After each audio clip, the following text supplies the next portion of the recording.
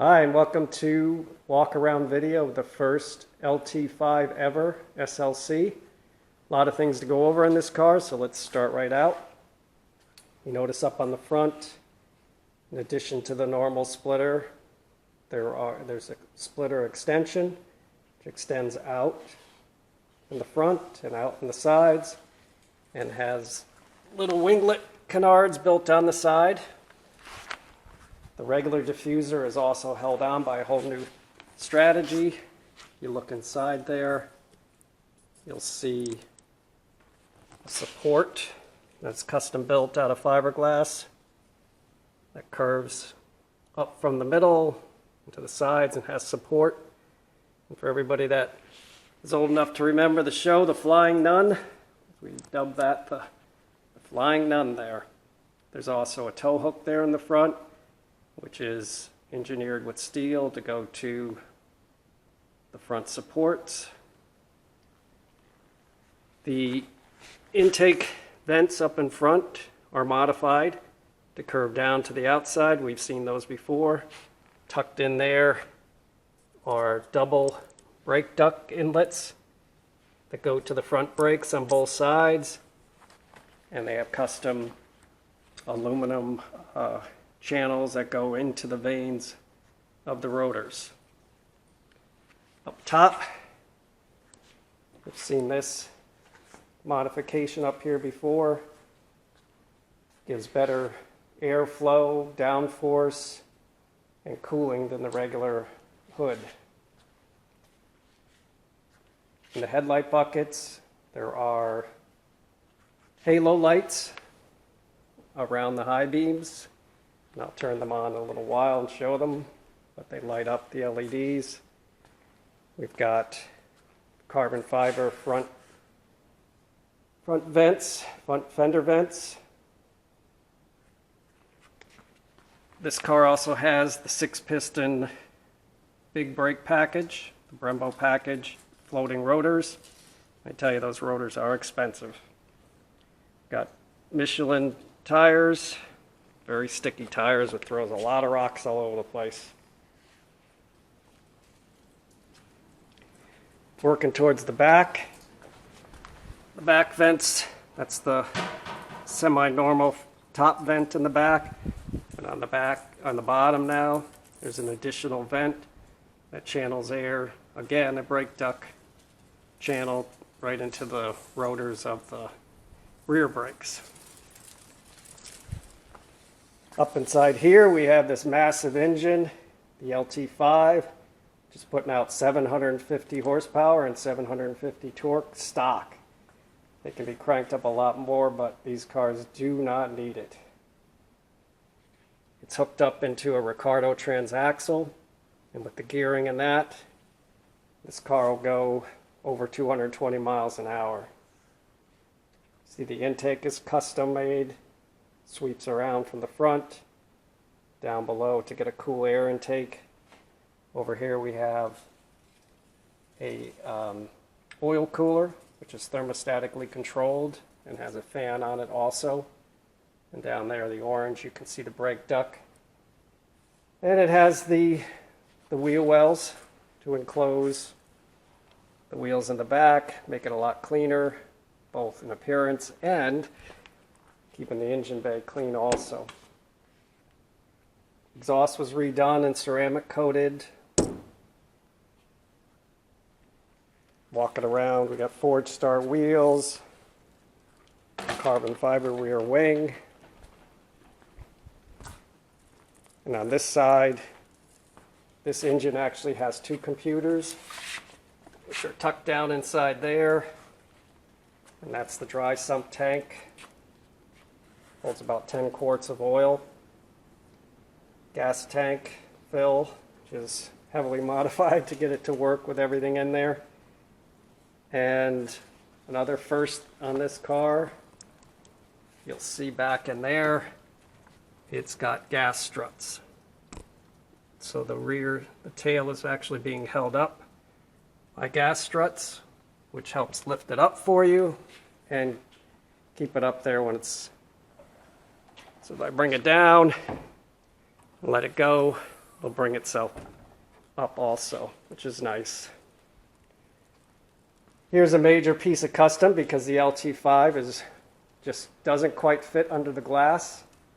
So I made a panel out of fiberglass, which conformed exactly to it with a solid 3/8 of an inch space around the actual supercharger.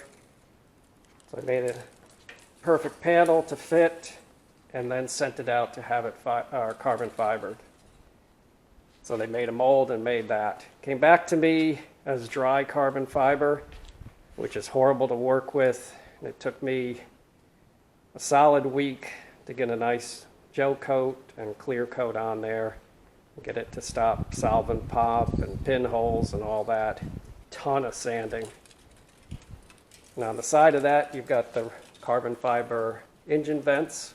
So that whole system helps to keep the engine bay cool. And then it's got an intake scoop in the back also. It channels air down to the engine bay and transaxle also. The supercharger has 4 ports, 2 in, 2 out for keeping the intake air temperatures. You can't see it, but it sweeps up to the front of the car, and there is a massive intercooler up in front and a 3.5 gallon tank, coolant tank, just for the intercooler down inside. You just can almost see it down in the vents. The fans are upgraded to Meridynes, major pull power on them. We've got the APR carbon fiber race wing, or race mirrors, sorry. And this door does not have automatic door openers. It has gas struts that go inside the door instead. I call it the Mesa modification. It allows the doors to open a lot further. And they hold the door up with the gas spring and come down, conventional with the bear claw, and then have an outer handle. And they close real nice and are sealed up with bulb seal. Just open them, it just looks like that, and the door opens. The interior is completely done in the Alsa Soft Feel paint, so it's got that nice leather look. Custom panels on the side, door pull there above the speaker. You notice I found speakers with a little bit of yellow in them. And then the interior door handles. Seats inside are tillets. We had custom stitching done on it, yellow stitching to match the car, and it has the Superlight symbol on the back there, on the headrest. Got race approved seat belts, submarine belt, and then going into the rest of the interior, it's all carpeted. We have custom carbon fiber panel in the back, custom overhead panel. Inside of there is an air channel to take the air from the front vent back into the engine bay. Some more air back there. So if we sweep around to the driver's side of the car, turn on the ignition. So we can take a look at the system in here. Just gotta push the start button. Got an emergency fuel shutoff system, interior lights, air conditioning, heat.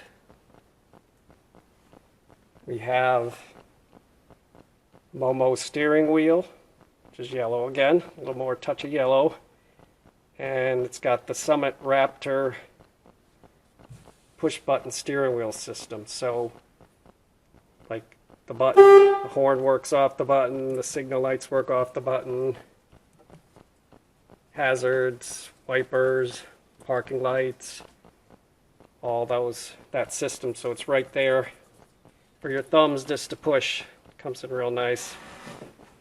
Got a full touch screen It's got a navigation, GPS, stereo, Bluetooth, hooks to your phone. Fits nicely in the car. Do a lot of things with that. Pedal box is a tilt and pedal box. And we've got a brake bias adjuster over here, so you can change your front to back bias on the fly. Got the Audiovox Pro backup camera again, which the camera doesn't like to pick up really, but it's up there, and that actually has GPS also. The AIM has a GPS too, so we got 3 GPS antennas in this car. Quick release on the steering wheel. I'll try to do this with one hand. It's got a safety button that you got to push.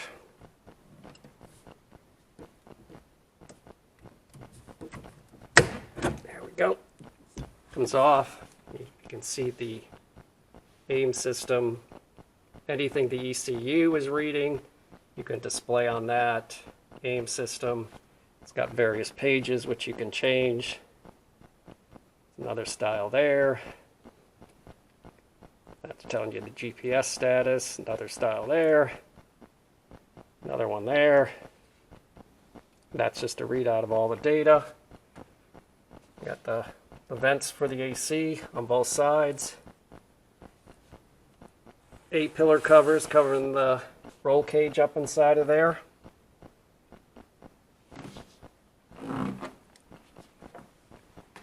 Again, speakers in the door.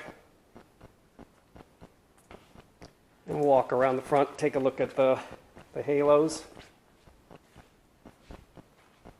Yeah, as I figured, the LEDs don't look the same as they do to your eye. My eye sees just the ring without the headlight. But again, the paint's so shiny that it reflects off the black.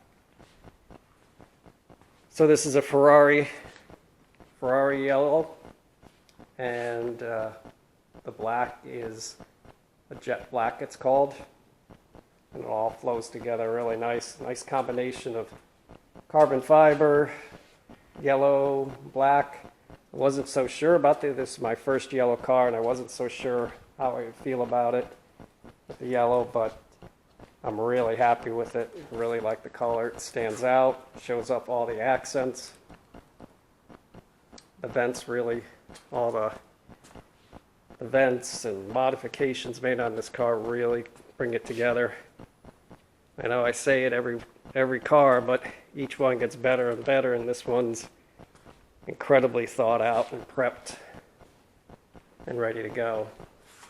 And it drives beautifully. Got sway bars in the front and back also. Can't show you in the front. In the back, I believe you can just get a glimpse of them. Back down inside there. This bar right here, it's a sway bar below the axles. The uprights on this have been upgraded to race quality with race quality hubs also to handle all that torque and speed.